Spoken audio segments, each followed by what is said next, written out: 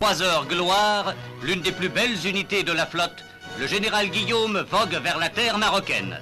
Appelé par le gouvernement français à succéder au général Juin comme résident général au Maroc, il a accepté par ces mots.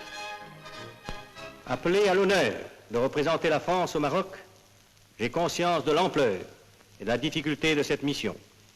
Si je l'ai accepté, c'est que, assuré de la confiance du gouvernement de la République, je sais pouvoir compter sur le concours de l'immense majorité de la population marocaine. Le Maroc, auquel j'ai consacré 20 années de ma vie, est devenu pour moi une seconde patrie. Ma seule ambition est de développer, dans l'ordre et dans la paix, l'œuvre franco-marocaine dont la France porte aux yeux du monde la responsabilité. L'écho de ces paroles résonne encore au moment où, abordant à Casablanca, le général Guillaume va faire ses premiers pas sur le sol marocain.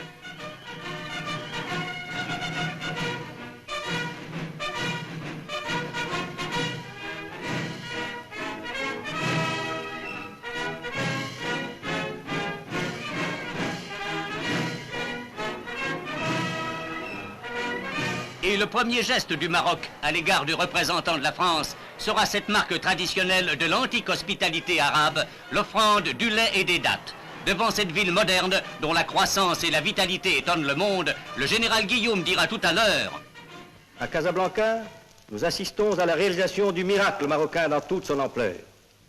Ce miracle, c'est le développement extraordinaire de cette cité. C'est l'œuvre accomplie en 40 ans par l'effort commun des Français, des Européens et des Marocains.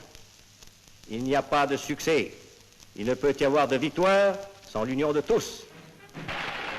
Entre deux haies de foule enthousiaste, le nouveau résident va maintenant rendre visite à Sa Majesté le Sultan, qui est spécialement venu de Rabat pour lui souhaiter la bienvenue.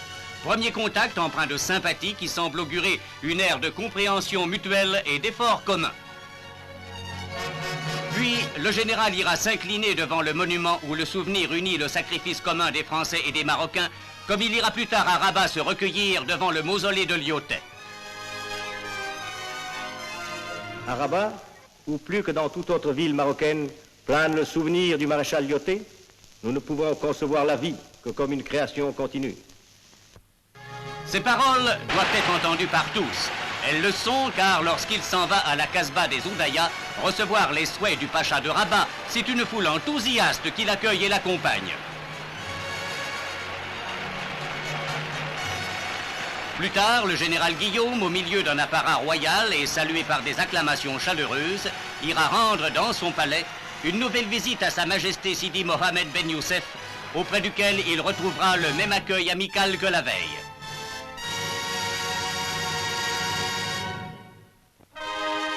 D'un coup d'aile, le général a gagné Marrakech, la capitale du Sud. À sa descente d'avion, il a été accueilli par le pacha de Marrakech, Sitami El Glaoui, de qui l'amitié pour la France ne s'est jamais démentie. Après avoir versé son propre sang dans les combats de la pacification marocaine, El Glaoui a donné en 1944 son fils aîné, tombé au cours de la campagne d'Italie.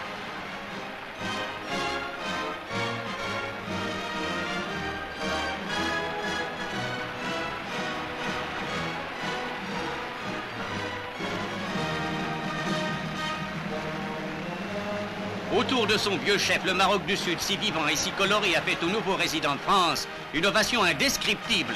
C'est à ses côtés, derrière ses notables et ses délégués, qu'au palais de la Baïa, le général Guillaume fera cette mise au point décisive. Malgré la rapidité de mes visites, j'ai pu constater, à Marrakech comme ailleurs, que le Maroc était en parfait état de santé. Son cœur n'a jamais battu aussi vigoureusement. On a parlé du malaise marocain, de la crise marocaine. Il n'y a pas de malaise, il n'y a pas de crise. Il y a seulement des problèmes à résoudre dont nous chercherons ensemble la solution.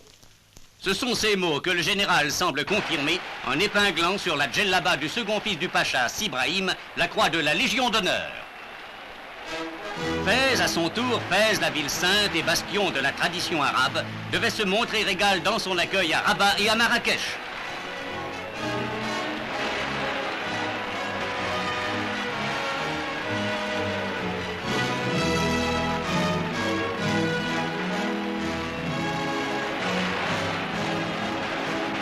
Les Les 200 000 habitants de la ville se pressaient autour du grand mâchoire pour acclamer l'arrivée du général Guillaume.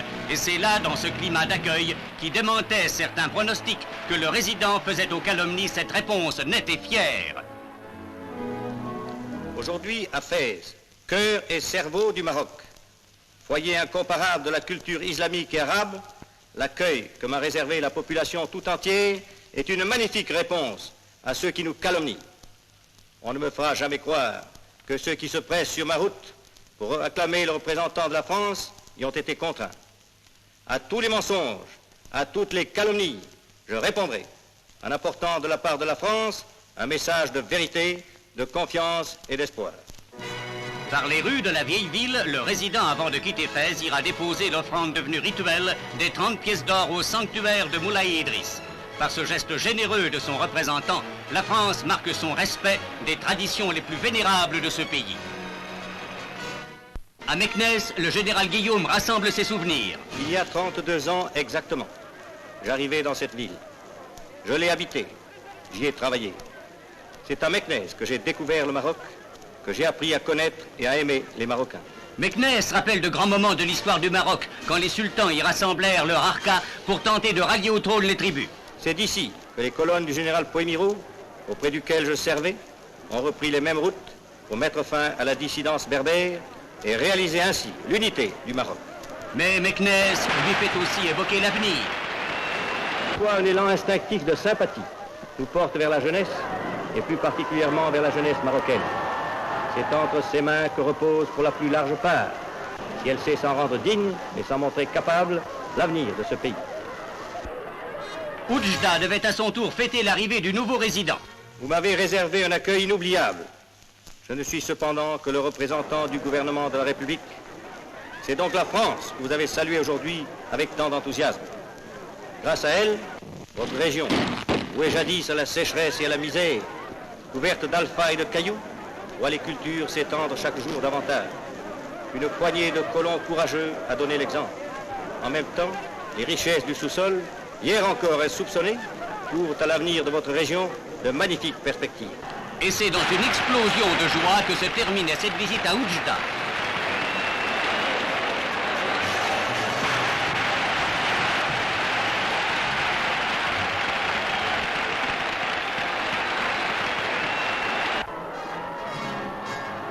Plus tard, Agadir rendait au général Guillaume un hommage aussi éclatant.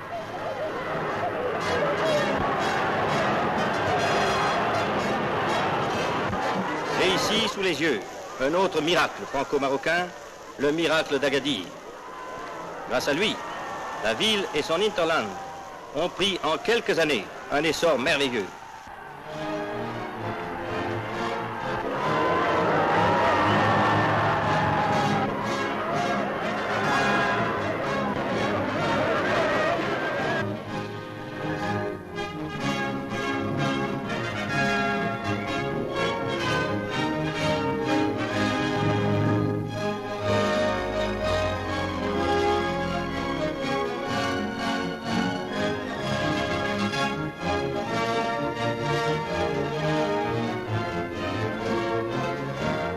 Après le défilé des troupes, le résident va inspecter les récents aménagements du port.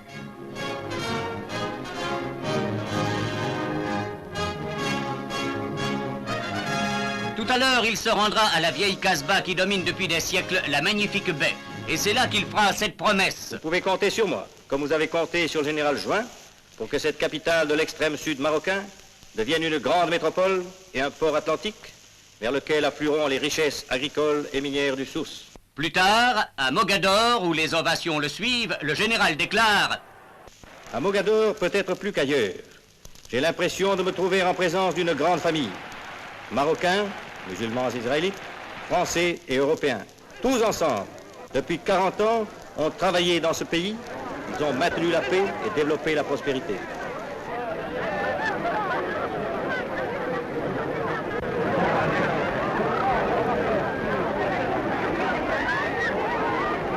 Et parti par la porte de la mer, il arrive le soir à Safi, où l'attend toute une population vibrante. C'est à elle qu'il s'adresse pour lancer son grand message d'union. Aujourd'hui, à Safi, comme au cours de mes visites dans toutes les grandes villes du Maroc, je constate que toutes les affirmations lancées de l'extérieur contre l'œuvre franco-marocaine ne sont que calomnies. Pour les détruire, je ne cesserai de prêcher la croisade de la vérité contre le mensonge. Je prêcherai en même temps la croisade de l'union, car l'union c'est la force, la désunion c'est la faiblesse. Mais c'est le pays berbère qui devait réserver au général Guillaume un accueil inoubliable. Dans ce pays dur, fait pour des hommes durs, la main française a tracé des routes et fait jaillir l'énorme barrage de Bin el Ouidan qui permettra la retenue d'1,5 milliard de mètres cubes d'eau, fournissant une production annuelle de 500 millions de kilowatts qui ajouteront au grand élan économique qui emporte le Maroc. Le général Guillaume, après avoir constaté les progrès de ces énormes travaux entrepris au cœur de la montagne, devait s'arrêter presque à chaque village. C'est que ce pays et les hommes de ce pays, le résident les connaît bien. C'est dans cette région que de 40 à 42, il entraîna les tabords clandestins qu'il devait plus tard conduire au combat et finalement à la victoire sur les routes de Tunisie, d'Italie, de France et d'Allemagne.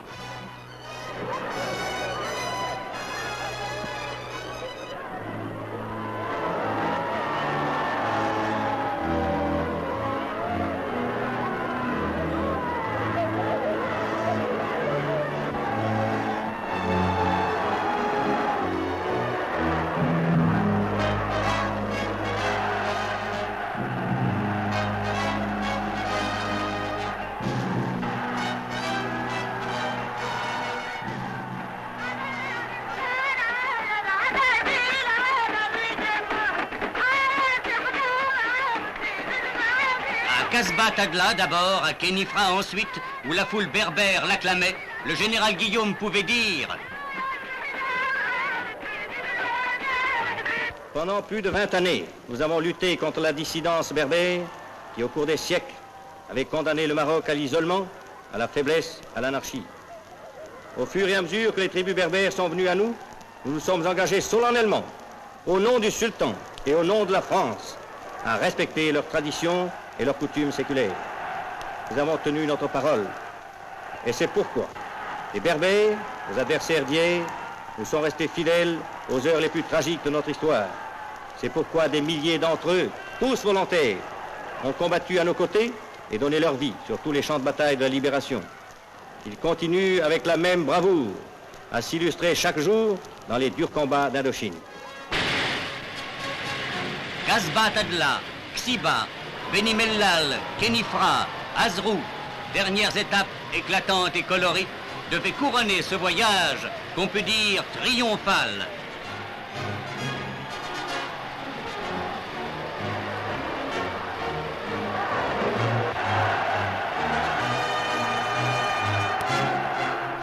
Sa halte à Khénifra lui permettait de s'incliner devant la tombe du général de Loustal, son ancien chef. Et en quittant le pays berbère, le général Guillaume pouvait tirer la conclusion de ce premier contact avec le Maroc. L'évolution du Maroc exige que soit poursuivie avec toute la progressivité, mais aussi avec toute la continuité et la ténacité voulues, les réformes qu'impose sa modernisation. Je me permets de compter à cette fin sur la haute compréhension que Sa Majesté chérifienne Sidi Mohammed Ben Youssef m'a jusqu'ici toujours témoigné. Quant à moi, je n'ai pas de programme personnel, je n'ai pas de politique personnelle. Je ne suis ici que le représentant de la France et je veux travailler de toute mon âme pour la grandeur du Maroc et pour la grandeur de la France.